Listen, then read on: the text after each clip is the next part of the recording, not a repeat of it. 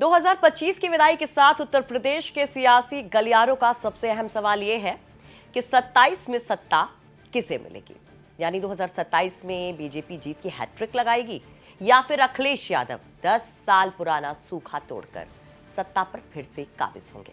जब से communal politics को खत्म किया है समाजवादियों ने और इंडिया गठबंधन से, और जिस तरह का भारतीय जनता पार्टी का लगातार वोट का ग्राफ नीचे जा रहा है, उससे वो घबराए हुए हैं।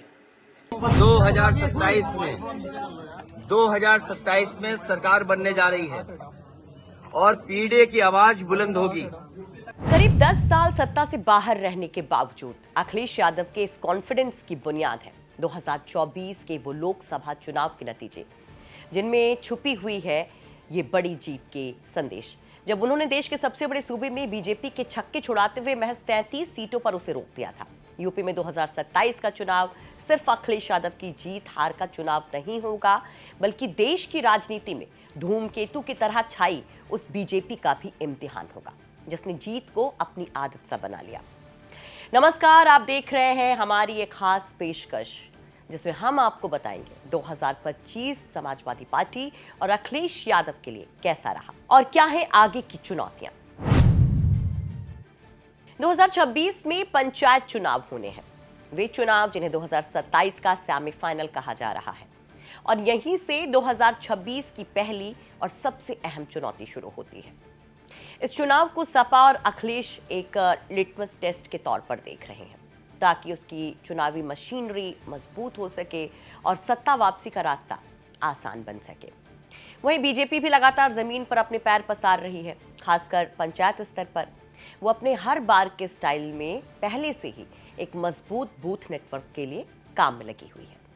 वहीं सपा के पीडीए ब्लॉक को चुनौती देने की रणनीति भी तैयार कर ली गई है, जो एक बहुत बड़ा चैलेंज है समाजवादी पार्टी और अखिलेश यादव के लिए। पंचायत चुनाव के साथ एक बड़ी चुनौती है घोसी उपचुनाव। घोसी उपचुनाव भी इसी साल की शुरुआत में होगा और ये सीट सपा की है।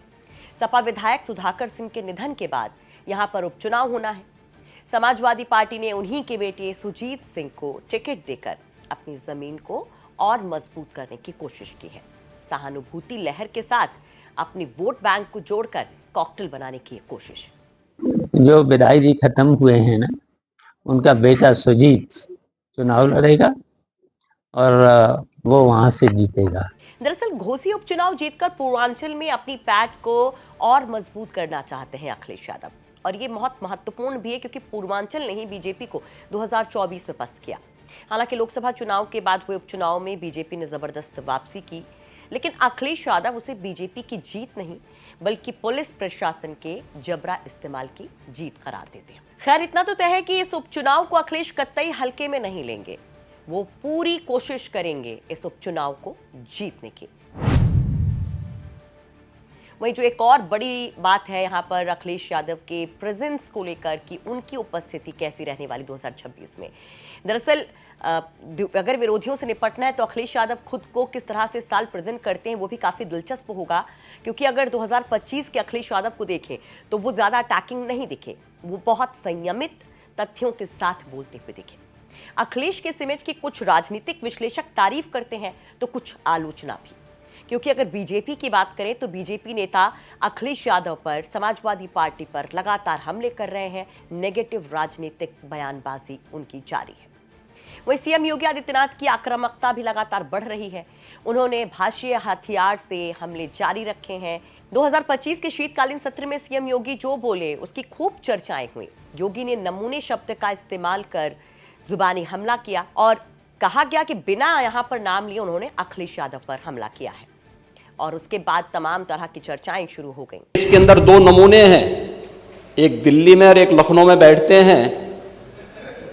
जब देश में कोई चर्चा होती है तो तुरंत वह देश छोड़ करके भाग जाते हैं, और मुझे लगता है कि यही आपके बबुआ के साथ भी हो रहा होगा। वह भी देश से फिर जाएंगे इंग्लैंड की सैर सपाटे में, और आप लोग यहां चिल्लाते रहेंगे।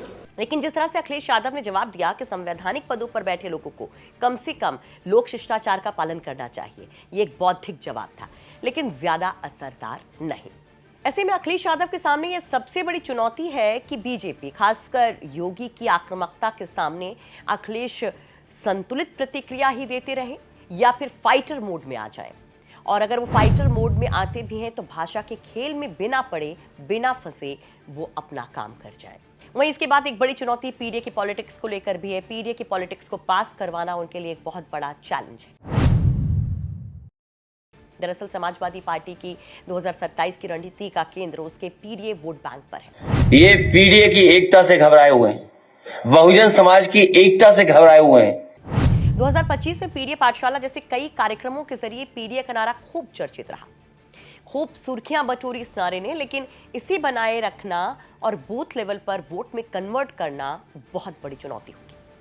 क्योंकि अगर हाल में जो बिहार का विधानसभा चुनाव हुआ उसको देखें, उसके नतीजों को देखें, तो उसने संकेत दिए हैं कि पीडीए वोट बैंक की गहराई और मजबूती पर सवाल उठ सकते हैं।